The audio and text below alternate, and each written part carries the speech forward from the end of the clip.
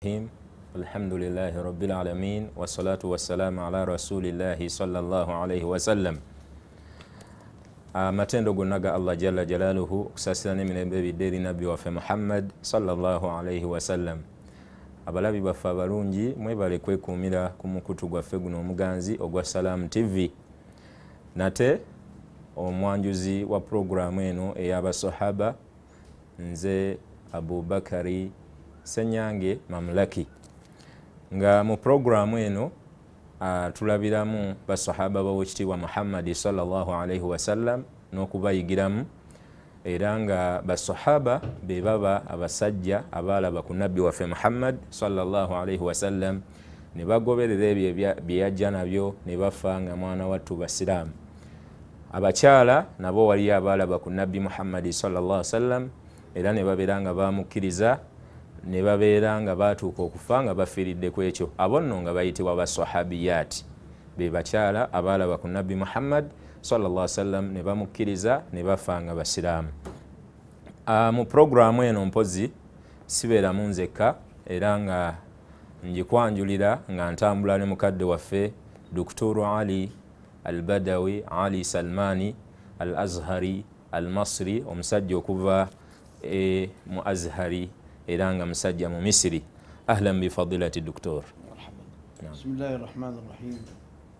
Alhamdulillahi Rabbil Alamin.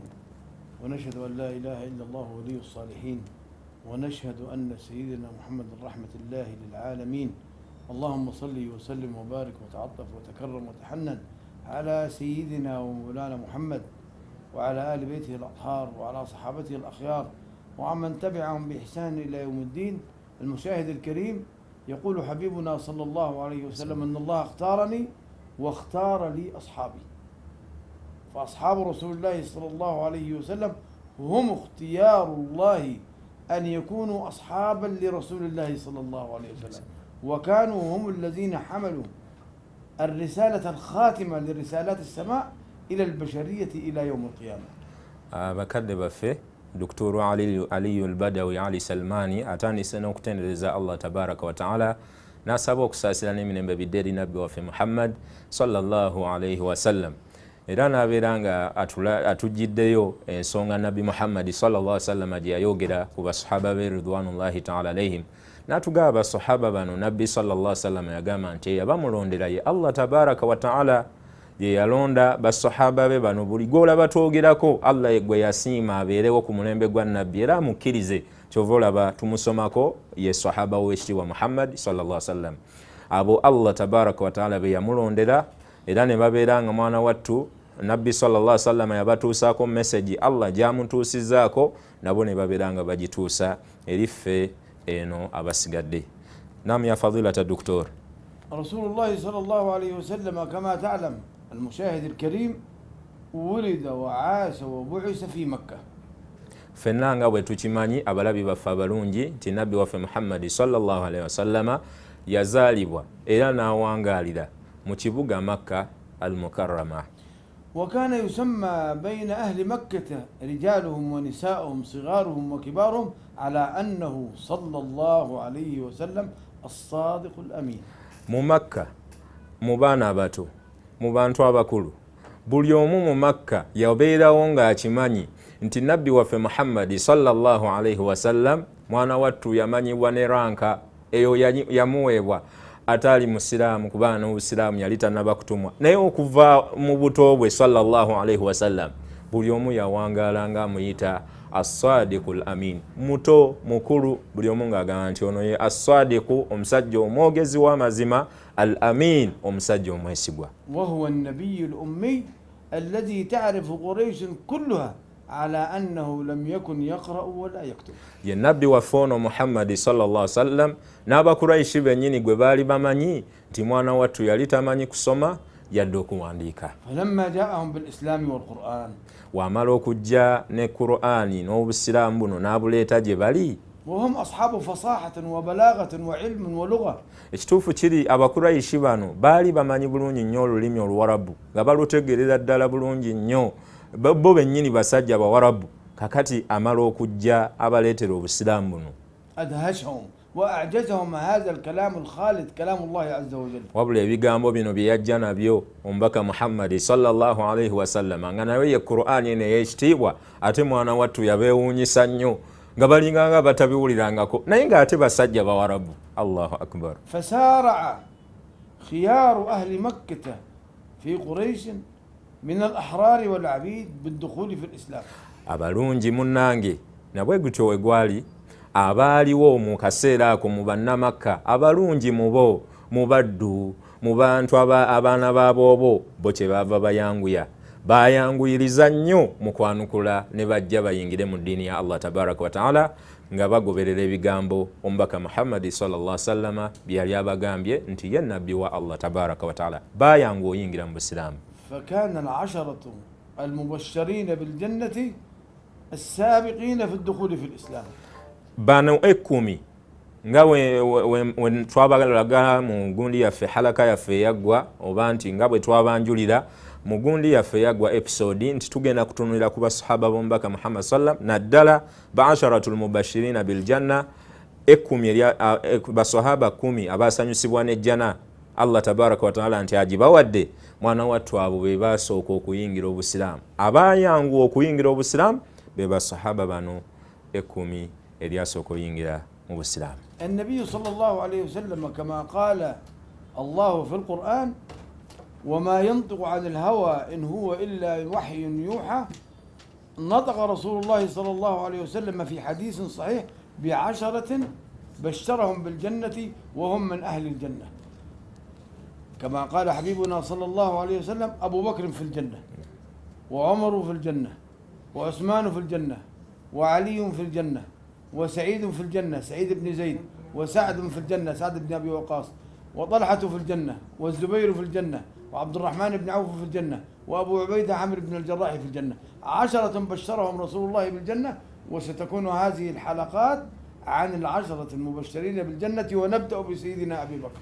أتقامي مكدة وفي الدكتور علي البدوي nti nga bw'omanyi nti Nabbi Muhammad sallallahu alaihi wasallam mwana wattu yali tayogera bigambo byanjwanjwa yali tayogera bigambo nga yabijje ku kwagazibwa mwoyo gwe wabula bwalinga bubaka obwamukkako nti Nabbi Muhammad sallallahu alaihi wasallam kino era kyewamulabanga ayogera obwo bwonna bwalinga bubaka kakati mu kuba nti obuba bubaka obwamukkangako yavaayo n'agamba mu hadithi entuufu empitirivu nyingi n'atubuulira abantu 10 Allah tabaraka wa taala be yasanyusa n'ejjana we yatugambira nabbi waffe Muhammad sallallahu alaihi wasallama nti Abu Bakari fil janna Abu Bakari oli mu jana Allah akuwadde jana n'agamba Umar ibn al-Khattabi nawe Allah akuwadde jana abali eyo sobola okwongerako radiyallahu anhu n'agenda maaso n'agamba wa Uthman ibn Affan ne sahaba yitibwa Uthman ibn Affan nawe Allah akuwadde jana n'agenda maaso n'agamba wa Ali ibn Abi Talib ne Ali ibn Abi Talib nawe Allah tabaraka wa taala akuwadde jana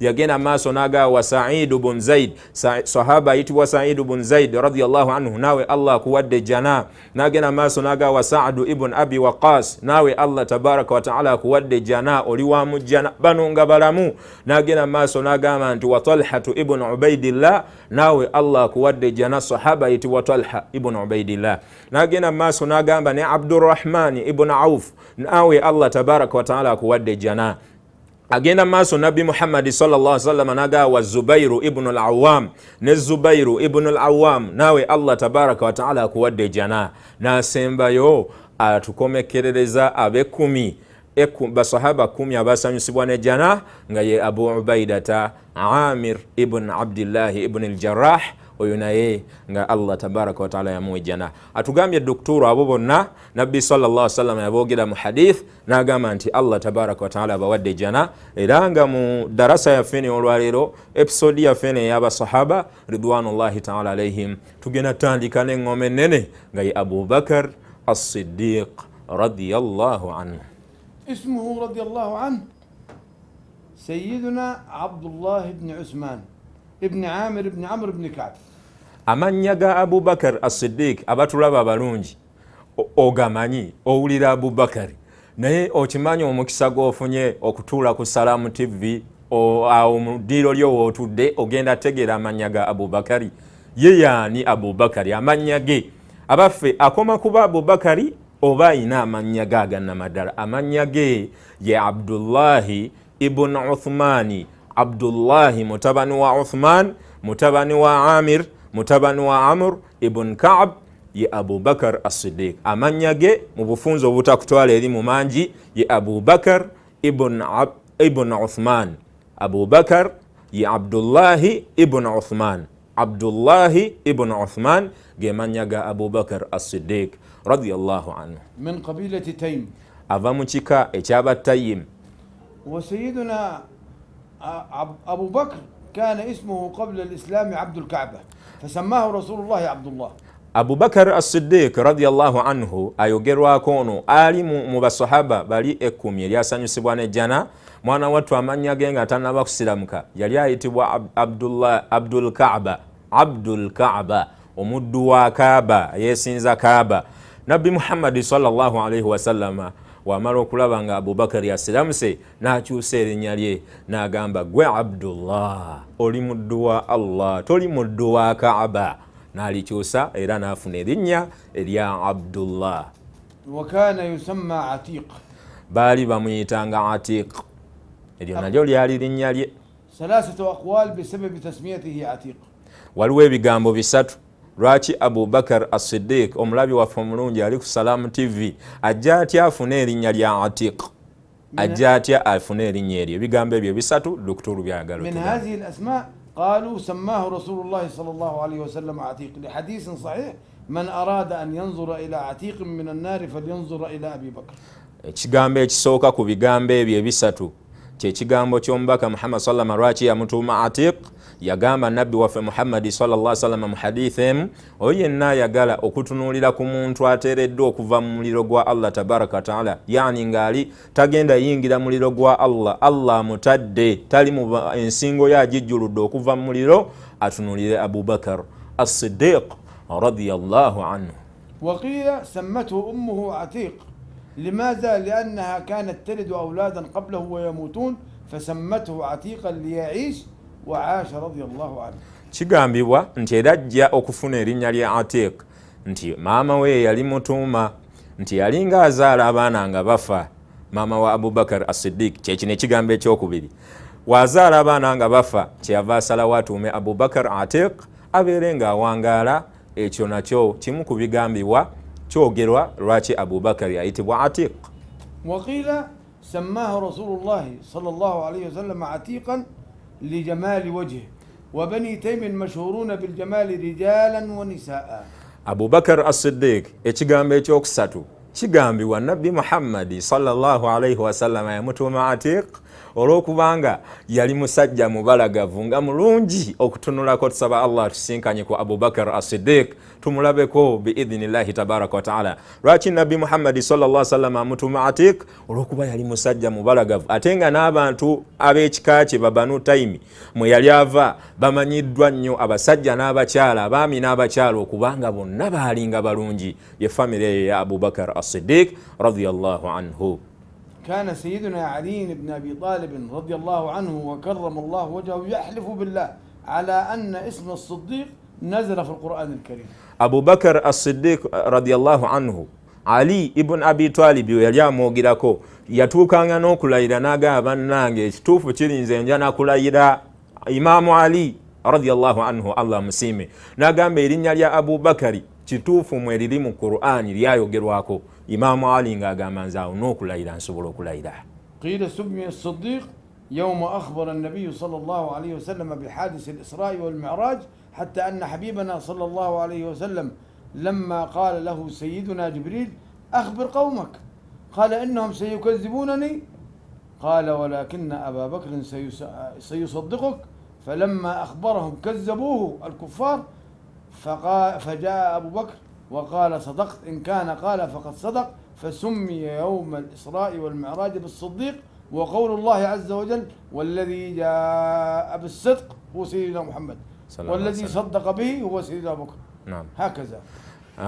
Doktoro nga tufundikira halaka eno esooka mwana watu agambye nti era ekyamutuumya Siddiq kwe kuba nti ekyagwawo ekya Isra wal Miraj nabbi we yalinyisibwa ave wano ku nsi agende Baitul Maqdis ava walinnya agende mu ggulu Abubakar as-Siddiq y'omu ku baakakasa n'agamba bannaye ekituufu kiri nabbi Muhammad sallallahu alaihi wasallam ava mu ggulu yagenze waba bagambye nti yagenze nze nkonyeemu stampu yagenze nabbi Muhammad sallallahu alaihi wasallam nabeera nga yamukoonamu stampu n'akakasa nti nabbi wallah Muhammad sallama yagenda mu ggulu kyekituufu ekyo ne kibeera nga kyamutuumya Siddiq eyakakasa amazima Abubakar as-Siddiq. Tugenda kuwumulamu katono biidhnillah webale kwekumira ku Salam TV tovaawo tukomawo weyongera okulamin wassalatu wassalamu ala rasulillahi sallallahu alaihi wasallam. Abalabi baffe tugendedde tubakulisayo nate mu kuwumulako mu lwendo lw'amazzi olwo tuva okunywa alhamdulillah tukyeyongera mu maaso n'okugenda mu maaso nga tulaba Abubakar as-Siddiq radiyallahu anhu. Banaye ndi musanyufu nnyo munansonyiwa nange nze Abubakar mamlaki kakati ate we tuba nga twogera ku Abubakar as-Siddiq pulirira ddala essanyu lyessanyu lye mulaba limbuganye. Banaye tuli ku Abubakar as-Siddiq radiyallahu anhu omu ku baasanyusibwa nejjana ng'akyali mulamu era nga yasookera ddala ku lisiti y'abo basahaba 10 eryasanyusibwa nejjana nga bakyali balamu. Kyagera maaso ne fadilatu Dr. Ali Badawi Ali Salmani nenga Sheikh mukadde waffe class monitor sebo webale kwekuumira ku Salam TV era tusiima ebyo byonna byotuwabulamu alhamdulillah mukadde waffe Sheikh Mahmoud Salimu walukaga. نعم يا فضيلة الدكتور. المشاهد الكريم أسرة سيدنا أبي بكر أبوه عثمان ويسمى أبي قحافة. ومن خصائص أسرة سيدنا أبي بكر رضي الله عنه أن 4 أجيال صحابة أبوه وأمه صحابيين هو وزوجته صحابيين أولاده كلهم صحابة أحفاده صحابة. أمه أم الخير أسلمت على يد رسول الله وأبوه أبو قحافة أسلم على يد رسول الله عام الفتح. أبو بكر أول من أسلم من الرجال. زوجته أم رومان أسلمت. أولاده وبناته أسماء وعائشة صحابيات. عائشة أم المؤمنين أسماء ذات النطاقين عبد الرحمن وعبد الله ومحمد صحابيات. عبد الله بن الزبير ابن أسماء صحابي. لم تجتمع في أسرة من أسر العربية في مكة ولا في غيرها أن يكون 4 أجيال من أسرة واحدة صحابة إلا لسيدنا أبي بكر وهذا من خصائص وفضائل ومكانة سيدنا أبي بكر. الله أكبر.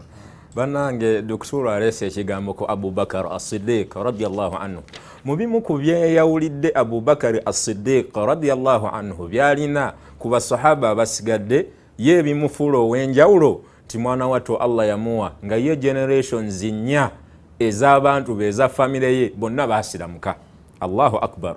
B'abantu bano omanyi okubanga emitendera ena egy'abantu bo nga bonna baasiramuka gye giriwo emitendera egyo. Taata we ne maama we, taata we ayitibwa Uthman ayasinga omanyibwa ennyo erya Abu Quhafa oyo yasiramuka. Maama we ayitibwa Ummul Khair oyo naye yasiramuka yali musiraamu yasiramuka baasiramuka bonna abayitira ku mukono gwa Nabi Muhammad sallallahu alaihi wasallam. Ye kennyini Abubakar as-Siddiq yasooka okusiramuka mu basajja ekyo nammwe mukimanya abalabi baffe abalungi. Mukyala we Ummu Roman naye y'omu ku baasiramuka. Allahu akbar. Taata ne maama bonna basiraamu. Abaana omwana ne mukyala we bonna basiraamu. Abubakari naye musiraamu ne mukyala we nga ye Ummu Roman naye mwana wattu musiraamu. Allahu akbar. Kirira wansi ku baana ba Abubakar abo baba bazzukulu ba muzeeyi Uthmani. Kakati tudde ku baana ba Abubakar as-Siddiq radiyallahu anhu. Aisha radiyallahu anha ummul mu'minin oyo naye yasiramuka maama abakkiriza yali musiraamu. Asma Allahu akbar muwala wa Abubakar oyo naye yali musiraamu. Abdullah mutabani wa Abubakar oyo naye yali musiraamu. Allahu akbar. Genda ku Abdurrahman oyo naye yali musiraamu. Allahu akbar. Abo bonna baana baani ba Abubakar as-Siddiq radiyallahu anhu. Abaana be baali basiraamu. Ye kennyini yali musiraamu ne mukyala we Abubakar as-Siddiq ne taata we naye yali musiraamu. Genda ne ku bazzukulu aba Abubakar as-Siddiq ye kennyini Abubakar as-Siddiq naye kennyini abazzukulu be baali basiraamu. Genda ku Abdullah, Allahu akbar, Abdullah mutabani wa Asma binti Abi Bakar. Oyo Abdullah azaalibwa sahaba ayitibwa Az-Zubair ibn al-Awwam, nga mwana wattu yatuzaalira Abdullahi ibn Zubair muzzukulu wa Abu Bakar as-Siddiq, kulwa mwana we muwala we ayitibwa Asma binti Abi Bakar as-Siddiq. Allahu akbar. Ekyo tekibangawo mu basahaba nga gwe abaali bakuzaala baali basiraamu, naawe kennyini ne mukyalawo muli basiraamu, n'abaana bozadde nabo basiraamu, ne bazzukulu bo nga nabo basiraamu. Ekyo yakifuna yali Abu Bakar as-Siddiq radiyallahu anhu. أما صفته الخلقية يعني جسمه كان رضي الله عنه أبيض نحيفا. Wabula we tuddako ku Abubakar as-Siddiq tumwetegereze obutonde bwe, yali afaanana atya Abubakar as-Siddiq? Yali musajja masha Allah mweru mulungi nnyo, nahifan nga musajja mutonotono, ye Abubakar as-Siddiq radiyallahu anhu. خفيف العارضين لم يكن بدينا. Teyali musajja nnyo waamu mubiri muwagguufu nnyo munene nnyo, yali musajja mutonotono nga n'ekifuba kye si kyoddaawo ennyo n'ogamba nti Abubakari masha Allah alina ekifuba ekinene. Yali musajja mukakka mutonotono, Allah yamutonda nga musajja mutono. Abubakar as-Siddiq radiyallahu anhu. غائر العينين. غائر العينين يعني عينه تدخل في الداخل. amaaso ge nga mwana wattu gayingira munda, teyalina amaaso gano ag'okungulu, amaaso ge gayingirira ddala munda. Abubakar as-Siddiq. أما أولاده فستة. Abaana ba Abubakar as-Siddiq mwana wattu atulaba omulungi ku lutimba lwaffe luno Luganzi Salam TV baali baana mukaaga. Abdullahi wa Asma wa ummuhuma Qatila. Abdallah ne Asma, abo abaana ba Abubakar as-Siddiq, Abdullahi bun Abi Bakar ne Asma binti Abi Bakar, abo nabo baali bebamu ku babiri basoose doktor, nga ne yali abazaala mamawe bamuyita Qatila.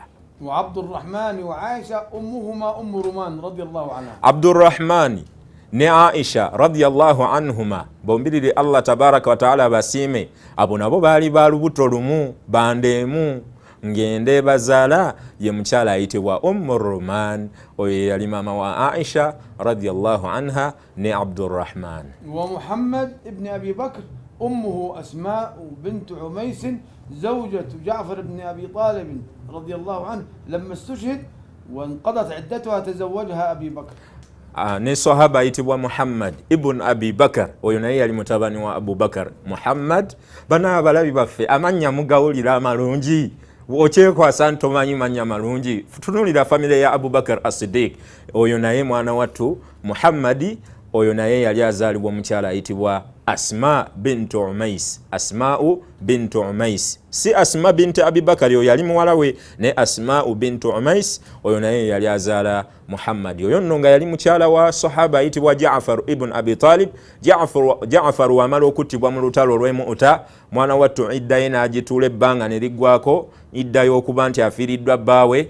Abu Bakar as-Siddiq ye yajja n'abeera nga amwogereza n'amuwasa, era omwana ebibala by'obufumbo ebyo, ebibala ebyava mu bufumbo obwo mwe mwava omwana ayitibwa Muhammad ibn Abi Bakar as-Siddiq radiyallahu anhuma. Wal akhira Ummu Kulthum wa Ummu Habiba binti Kharija. Asembayo mu baana ba Abu Bakari, abaana b'omukaaga ye asemberayo ddala ye Ummu Kulthum. Oyo nno nga maama we baali bamuyita Kharija, ye yali azaala muwala wa Abu Bakar ayitibwa Ummu Kulthum binti Abi Bakar. Wa Ummu Kulthum wulidat ba'da wafati as-Siddiq radiyallahu anhu. Mwana wattu Ummu Kulthum yagenda okubeera nga azaalibwa Abu Bakar as-Siddiq nga Allah amujjuludde avudde mu bulamu. Abu Bakari, that means yaleka omukyalo ono Kharija ali lubuto. Simanyi oba doktor eyo gyatutwala. Wa barakallahu fikum. Kana أبو بكر رضي الله عنه أهدى لعائشة حديقة بستان خاص بها.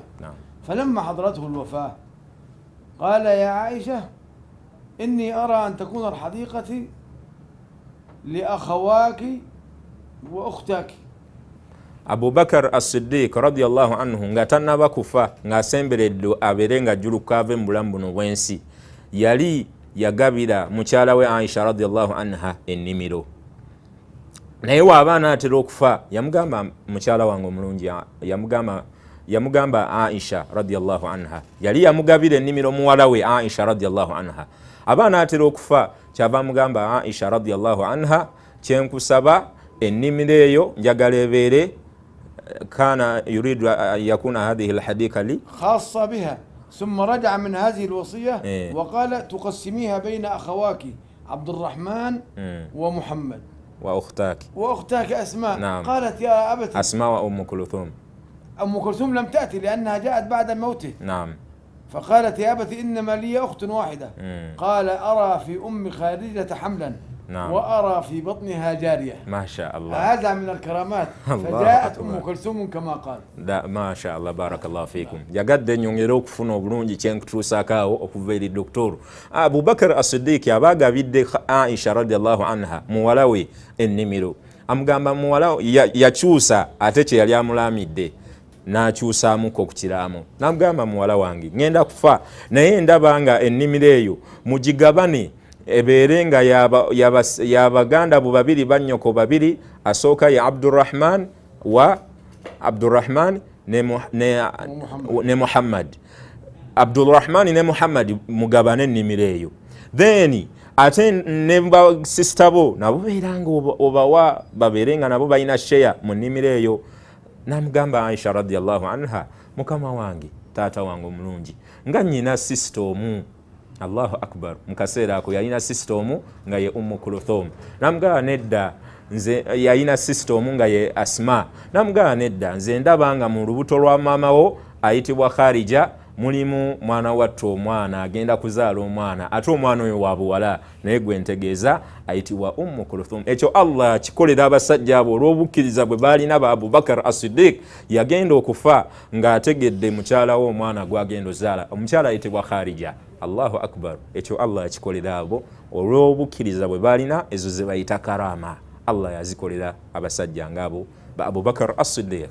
جاءت أم كلثوم رضي الله عنها وقد تزوجها بعد أن بلغت الحلم سيدنا طلحة بن عبيد الله الفياض رضي الله عنه.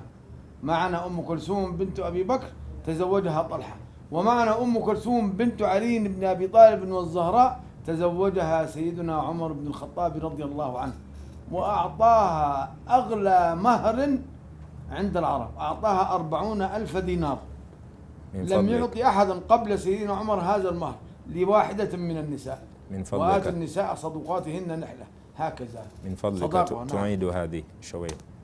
من فضلك تعيد. لم أكن. أم كلثوم بنت أبي بكر تزوجها طلحة بن عبيد الله. أيوة. وهو من العشرة المبشرين بالجنة. نعم. وأم كلثوم بنت علي بن أبي طالب والزهراء تزوجها سيدنا عمر بن الخطاب رضي الله عنه. كان سيدنا عمر يقول سمعت رسول الله صلى الله عليه وسلم يقول كل حسب ونسب مقطوع يوم القيامة إلا حسبي ونسبي. فلما تزوجها قال للصحابة هنئوني بشروني فهو صهر رسول الله. تزوج رسول الله ابنته حفصة وتزوج سيدنا عمر من بنت الزهراء بنت رسول الله صلى الله عليه وسلم أم كلثوم رضي الله عنها. مبيلالا كو أبو بكر يونو الصديق رضي الله عنها mwana wattu Allah tabaraka wa taala yamuwa mu famire ye nebeeranga ewasiwamu yawasa omu ku bawala be ayitibwa Ummu Kulthum. Omuwala we yawasibwa Umaru ibn al-Khattabi radiyallahu anhu. هذه أم كلثوم كانت زوجة لطلحة صح؟ نعم طلحة بعد أن طلقتها طلحة صارت لعمر بن الخطاب. لا ليس أيوة. ليس طلحة لم يطلقها لكن أم كلثوم الأخرى أم كلثوم بنت أبي بكر وأم كلثوم بنت علي معنا اثنان. أم كلثوم بنت علي بن أبي طالب والزهراء. نعم. تزوجها سيدنا عمر. نعم. أيوة.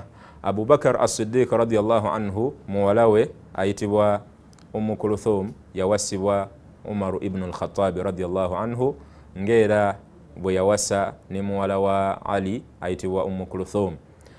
Abo bonna Abu Umar ibn al-Khattab radiyallahu anhu yabawasaamu famire eyo neberanga mbaka Muhammad sallallahu alaihi wasallama yaberanga yaweebwa Abubakar as-Siddiq yaweebwa mwana wattu yamuwa omuwala wayitibwa Aisha. Then ne Umar ibn Khattab nakwata muwala we namuwani Nabi Muhammad sallallahu alayhi wa sallam. Atete yakoma Umar ibn Khattab era nawasane mu family ya Abu Bakar as-Siddiq radiyallahu anhu. Tugenda umulamu katono bi idhnillah. Temuvaawo n'abalabi baffe abalungi alhamdulillah mwebale kwekumira ku Salam TV. Tutagenda maaso ne Abu Bakar as-Siddiq radiyallahu anhu. وكان متواضعا إذا مدحه أحد كان يقول اللهم اغفر لي ما لا يعلمون ولا تؤاخذني بما يقولون واجعل لي خيرا مما يظنون. أبو بكر الصديق okumanya yali mwetoowaze nnyo radiyallahu anhu Allah musiime. Buli omuntu yenna we yali amuwaanye ng'ayinako kyamugambye ng'amuwaana yali ng'agamba ayi Allah kusaba obeere nga onsonyiwa mu ebyo bye bakoze eki ayi Allah tabaraka wa taala Allahumma ij'alni khayra mimma yadhunnun. Ayi Allah nfuula ekirungi n'okusinga ebyo bye bakola ki bye bandowooleza abantu bye banjogerako.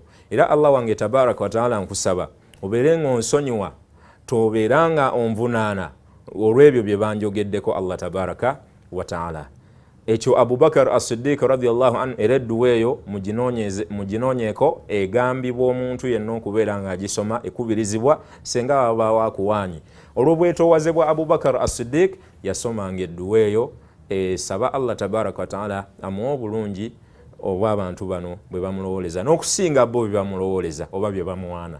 Era abeere nga tamuvunaana olw'ebyo bye bamukoze eki bye bamulowooleza أبو بكر الصديق رضي الله عنه. وكان في جاهليته وقبل في الجاهلية وفي الإسلام وقورا جميل الصمت لم يشرب الخمر لا في قبل الإسلام ولا بعد الإسلام وقال أصون عرضي لأن الذي يشرب الخمر عرضه يذهب. يلي أبو بكر الصديق رضي الله عنه مانا واتونا مسجى مككم والسيمبو Masha Allah tojja musanga mu biduula tojja musanga wa nga musajja Eva abeera mukakkamu ali down to earth taj engaging nga tayingirira bantu bakola bichamu. Era yabuuzibwa yagamba lwaki nali sinywa mwenge n'agamba nali sinywa mwenge olw'okuuma ekitiibwa kyange n'ensa zange kubanga mu bintu ebitwala ensa z'omuntu n'ekitiibwa kye gwe mwenge Abu Bakar. Era ng'agamba njagala nkuuma ensa zange kyeyava yalinga tanywa mwenge Abu Bakar as-Siddiq. وكان مشهورا بالصدق في الجاهلية والإسلام. Yali amanyikiddwa nnyo Abu Bakar as-Siddiq n'okwogera amazima nga tanaba kusiramuka ne we yamalira okusiramuka nga musajja mwogezi w'amazima ebitagambika. وكان هو وبيته يتحملون ديات بين القتلى بين قريش وبين ما حولها فكان هو يتولى شأن الديات يأخذ من هؤلاء لهؤلاء ومن هؤلاء لهؤلاء وإن نقص كان يدفعه من ماله. Abu Bakar as-Siddiq olw'obwesigwa bwe n'obulungi bwe n'amazima ge yalina yalinga mwana wattu we wabaawo abafiiriddwa wabaawo abalina abantu baabwe babafuddeko sayidi eno ne sayidi eri nga yakwasaganya ebyemitango bano ze baleese okusasula bano be basseemu abantu nga Abu Bakar as-Siddiq radiyallahu anhu yakwasaganya eyo department ey'okujja sente azijja eno azitwala eri omutango guno agujja eno agutwala eri. Era nga ewabangawo kyonna ekikendedde ku sente ezo Abu Bakar as-Siddiq radiyallahu anhu yalinga mwana wattu azisasula ye okuva mu nsawo ye. وكان شجاعا في وعده وفي وفائه بوعده وشجاعا في القتال لم يتخلف عن غزوة من الغزوات مع رسول الله صلى الله عليه وسلم ويكفيه شرفا مبيته ليلة الغار وخروجه مع رسول الله صلى الله عليه وسلم وقد أخذ كل ماله وترك أهله وبيته ودياره مهاجرا لرسول ويعلم على أن قريشا تريد قتل رسول الله وقتل أبي بكر. أبو بكر الصديق وكمانيا yali musajja muzira n'obuzira yali musajja muzira mu ntalo za Nabi Muhammad sallallahu alaihi wasallam nga musajja muzira tatya biduduma yali musajja nga masha Allah tomunyigira mutoke nga musajja muzira era nga talina kyatya kikumala bumazi gw'omulabi waffe omulungi ali ku Salam TV okumanya nti Abu Bakar as-Siddiq yali muzira kwe kuba nti yafuluma ne Nabi Muhammad sallallahu alaihi wasallam ne bagenda naye mu mpuku ng'asenguka okuva e Makka agende Madina. Ekyo kyokka tekikumala okumanya nti omusajja ono yali muzira n'afuluma n'omuntu gwe baali bayigga sallallahu alaihi wasallam nga akimanyi bamuyigga bamunoonya naye n'aganze nja fuluma naye. Abubakar as-Siddiq ekyo nakyo kyatulaga obuzira bwe tiyali musajja muzira okufuluma n'omuntu gwe baali banoonya gwe baali bawenja ng'essaawa zonna bamunoonya kumutta kimukubiraga obuzira bwa Abubakar as-Siddiq radiyallahu anhu. وكان على حظ وافر من العقل والفهم رضي الله عنه. Yali musajja masha Allah nga Allah yamuwa amagezi n'okutegeera ebiyitiridde Allah tabaraka wa taala amusiime. Yali musajja mutegeevu nnyo nga Allah yamuwa ategerera wala nnyo Abubakar as-Siddiq. وأخذ من رسول الله 3 علوم كان متميزا بها دون الصحابة رضي الله عنه.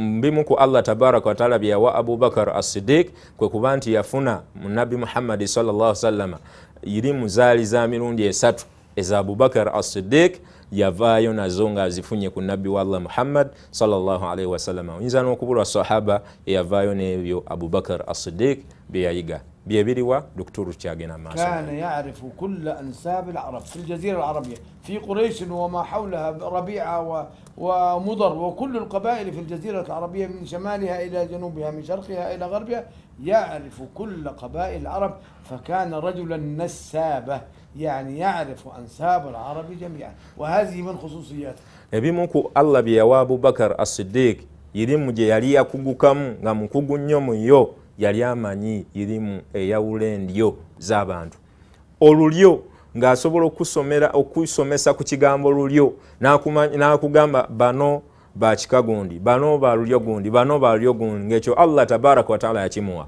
east to west yonna nga masha Allah musajja muyitirivu nnyo wakumanya endyo z'abantu obukugu era akuguse mu bukugu obwo bamuyita nasab omusajja amanye endyo omusajja yakuguka mu kumanya olulyo lw'abantu Abubakar as-Siddiq radiyallahu anhu ekyo Allah yali yakimuwa bimu ku irimu gye yali yalinamu obukugu radiyallahu anhu. وكان يعرف كل طرق ودروب الجزيرة العربية والجزيرة العربية صحراء وربما يدخلون في الصحراء فيغيبون فيموتون. كان يعرف الطرق كلها لأنه كان يعمل بالتجارة في الشام وفي اليمن فكان إذا قال لجيش هكذا سر هكذا يسيرون فيصلوا إلى الهدف وإلى الجهة التي يريدون أن يصلوا إليها. لما أخرج 11 جيشا لحرب المرتدين اذهبوا هكذا اذهبوا هكذا اذهبوا هكذا فما مال جيش من الجيوش عن الطريق الذي حدده له سيدنا أبو بكر ووصلوا إلى أهدافهم. Okumanya yalina era Allah mu irimu endala gye yamuwaamu obukugu yali mukugu nnyo Abubakar as-Siddiq radiyallahu anhu mu irimu y'okumanya amakubo ag'omu gundi amalungu nga bw'omanyi musajja yali musuubuzi ng'amanya amakubo ng'era bw'agamba Abubakar as-Siddiq radiyallahu anhu wano jjukira amalungu ago si mangu ga kutambuliramu oyinza otambula n'ogwa awantu ewafu ewantu ewakyamu naye Allah yali yamuwa nga yakuguka Abubakar as-Siddiq mu by'entalo nga mu by'amalungu ng'amanyi bulungi nnyo amakubo g'amalungu ng'era bw'agamba nti mutambulire wano mutuuka mwana wattu ku kigendererwa kyammwe bwe mukwata ekkubo Abubakar as-Siddiq yaba bagambye nti muyite wano na wano mujja kutuuka bulungi ekyo Allah yali yakimuwa era we yamala ofulumya ejje eryalwanyisa bamurutaddiini baali amajenga g'abantu 10 ebibinja nga 12 naye mwana wattu ebibinja ebyo 12 11 ebibinja nga 11 mwana wattu Abubakar as-Siddiq radiyallahu anhu buli kibinja gye kyakwata Abubakar n'abagamba muyite wano muyite wali muyite ne wano buli kibinja we kyayita kyatuukiriza ekigendererwa kyakyo era bye baali baagala bonna baabifuna olw'okuba baakwata Abubakar as-Siddiq radiyallahu anhu we yali abagambye okwata n'okubeera nga bayita obwo obukugu nabo Allah yali yabumuwa radiyallahu anhu. يعرف أنساب العرب ويعرف طرق الجزيرة العربية ويعرف تأويل الرؤيا وكان يؤول الرؤيا بين يدي رسول الله صلى الله عليه وسلم فيقره رسول الله على تأويله للرؤيا. الله teyakoma kuba nti amanyi ndyo zokka na kumanya amakubo g'abantu amakubo ga Jaziratul Arab ekibangirizi kyonna ekyo ky'Abarabu kyonna nga akimanyi Abubakar as-Siddiq amakubo gaakyo ate era Allah yali yamuwa nga mwana wattu era muvuunuzi amanyi okuvuunula ebirooto eyo irimu nayo si nnyangu Allah okugikuwa Abu Bakar as-Siddiq yagirina. Era okukakasa nti yali mulungi nnyo mu birooto, yalinga alootolola ebirooto by'abantu, Nabbi sallallahu alaihi wasallam naye n'akoona mu stamp n'agamba yes, kino ekirooto kiri approved. Abu Bakar nga bw'akivuunudde bwe kiti ekirooto ekyo bwe kiri. Ekyo kyalaga obukugu Abu Bakar as-Siddiq bwe yalina mu kuvvuunula endooto z'abanadamu radiyallahu anhu. من تأويل الرؤيا أن عائشة رضي الله عنها أم المؤمنين زوجة رسول الله وبنت أبي بكر قالت لسيدنا أبي بكر يا أبتي رأيت في المنام نعم أن 3 أقمار سقطن في حجرتي، فقال لها رضي الله عنه يا عائشة إن صدقت رؤياك فسيدفن في حجرتك 3 هم خير أهل الأرض. الله. فلما انتقل صلى الله عليه وسلم في حجرة أم المؤمنين عائشة وحبيبنا صلى الله عليه وسلم قال ما قبض نبي إلا ودفن في المكان الذي قبض فيه، وقد قبض رسول الله في حجرة أم المؤمنين عائشة ودفن فيها، فقال يا عائشة هذا أول أقمارك وهو خيرهم، ثم دفن أبو بكر ثم دفن عمر وتحققت الرؤيا. Okumanya yali mukugu nnyo Abu Bakar as-Siddiq mu kuvvuunula endooto. Mwana wattu lumu muwala we yennyini Aisha radiyallahu anha ye yamugamba, owange kitange taata wange omulungi Abu Bakar, naloose nalabye mu kirooto nga neebase, naloose nga ndaba emyezi ebiri, emyezi egyo ebiri jasse ne gikka mu kisenge kyange. Taata ndootoleramu ekirooto kyange. Agamba taata we Abu Bakar as-Siddiq okulaga nti yali mukugu mu kulootolola ebirooto. Yamugamba mwana wange, ng'ekyo ate kyayitiridde obulungi kyewaloose. Ekituufu kiri ekyo bwe kiba nga kikakasi nga kyewaloose ge mazima, mu kisenge ekyo mugenda ziikibwamu abantu ba mirundi 3 naye ng'abantu abo bagenda kuba balungi, obulungi bwabwe bugenda babuyitirivu. Ekituufu kiri nga Nabbi sallallahu alaihi wasallam we yagamba Nabbi waffe Muhammad sallallahu alaihi wasallam nti tewaliwo nabbi yenna okujjako nga waaba afudde aziikibwa mu kifo wennyini waaba akoze eki afiiridde. Era bwe kityo bwe kyajja Nabbi sallallahu alaihi wasallam agenda okutuuka okufa yafiira mu kisenge kya mama Aisha radiyallahu anha. Era awo wennyini mu kisenge ekyo mwe baamuziika. We bamala oziikamu Nabbi Muhammad sallallahu alaihi wasallam kyava Abu Bakar yagamba muwala we n'amugamba eyo nno ogwo nno gw'olaba gwe mwezi ogumu ku giri emyezi 3 gye waloota, ogwo gwe gumu ku myezi egyo 3 asooseewo ye Nabbi Muhammad sallallahu alaihi wasallam okuziikibwa mu kisenge ekyo. Era nkukakasa n'abalala emyezi 2 egisigadde nagyo gijja ziikibwa awo. Era ababiri abo baasembayo ye yali Abu Bakari as-Siddiq radiyallahu anhu ye kennyini, naye baamuziika awo mu kisenge kya muwala we Aisha radiyallahu anha. Omulala era kubaaziikibwa mu kisenge kya Aisha radiyallahu anha mwana wattu ya Umar ibn al-Khattab radiyallahu anhum jamia bonna. Allah tabaraka wa taala aberenga abasinga. ونختم هذه الحلقة الطيبة برؤيا رآها رجل لسيدنا أبي بكر. قال هذا الرجل لأبي بكر رأيتك، يعني الرجل رأى سيدنا أبي بكر وقد غلتا يداك إلى عنقك هكذا، ورأيتني الرجل يقول عن نفسه أخرج من أرض خضراء إلى أرض جرداء، أرض خضراء فيها خضرة وحشائش وأرض جرداء ليس فيها شيء، صحراء. أبو بكر الصديق رضي الله عنه era waliwo mu birala mu birooto dokita byagala tukomekereze nabyo. Mwana wattu omusajja kye yaleeta Abubakar akimulootolere. Ekirooto ekyo omusajja amugamba, waayo Abubakar, nakulabye mu kirooto nga emikono gyo gyonna gisibiddwa, then nange kennyini nondaba mu kirooto nga nva mu nsi eyalimu ebimera, eyalimu green, eyalimu buli kimu nga masha Allah nungi nnyo, ate nga ngenda mu nsi embi nga nyingira mu ttaka ebbi nga gyendaga si walungi. Abubakar as-Siddiq omusajja agenda maaso n'okumugamba ekirooto kye. فقال له أما غلول يداي إلى عنقي فقد كفتا عن الدنيا الله، وإن صدقت رؤياك، وهذه هنا الخطورة، نعم، وإن صدقت رؤياك فستخرج من الإسلام إلى الكفر، فتنصر الرجل ومات كافرا. الله أكبر. Abubakar as-Siddiq amugamba, wabula nze okubeera nga nabadde ngize emikono gyange nga giri wano mu nsingo gisibiddwa ekyo kitegeeza nti nze gwolaba mwana wattu eduniya nagivaako eduniya nze mwana wattu nagivaako era neduniya kiraga nti ngenda kubeera nga njabulira yali tali ku bya duniya Abubakar as-Siddiq radiyallahu anhu ngera muga eduniya ngenda kubeera nga nkola ki mwana wattu nga njabulira ekyo wekibanga kyewaloose ge mazima wabula naawe kiri ekyokubanga wavudde mu kifo ekirungi ekirimu green ekirimu emiti emirungi ekirimu ebibala ebirungi nobeera nga okola ki ng'oyingira mu kifo ekikyamu ekyo kiraga nti mwana wattu wekibanga kyewaloose ge mazima ogenda kubeera ng'ova mu busiraamu obeere ng'oyingira mu ddiini etali ya busiraamu era omusajja mwana wattu yafa mu naswara ng'avudde mu busiraamu kirooto kya Abubakar as-Siddiq nga bwe yakimulootolerera era ge gaali amazima. ونكمل في الحلقة القادمة سيرة سيدنا أبي بكر رضي الله عنه مع رسول الله قبل بعثة رسول الله وبعد بعثة رسول الله صلى الله عليه وسلم وكان أول من أسلم رضي الله عنهم من الرجال ولقد كان في بلاد الشام فقال رأى رؤيا ما هذه الرؤيا نقولها في الحلقة القادمة إن شاء الله. الدكتور قامي إن شاء الله gundi yaffe naddako episode ku Abubakar as-Siddiq radiyallahu anhu tujja kubeera nga tulaba ku bulamu bwe nga tanaba kubeera nga nabbi sallallahu alaihi wasallam atumwa ng'era amaze okutumwa insha Allahu taala bimu ku bye tujja olaba ayina n'ekirooto kye yalaba kyatusuubiza okubeera nga akitunyumiza mu halaka yaffe enajja biidhnillahi tabaraka wa taala. Saba Allah yongere okutusinkanya mwebale kwekuumira ku Salam TV mweyongere okubeera nga mugyekuumirako. Programu eno y'abasahaba eragibwa buli Mande biidhnillahi tabaraka wa taala saawa 3 paka saawa 4 tubeere nga twongera ogyekuumirako.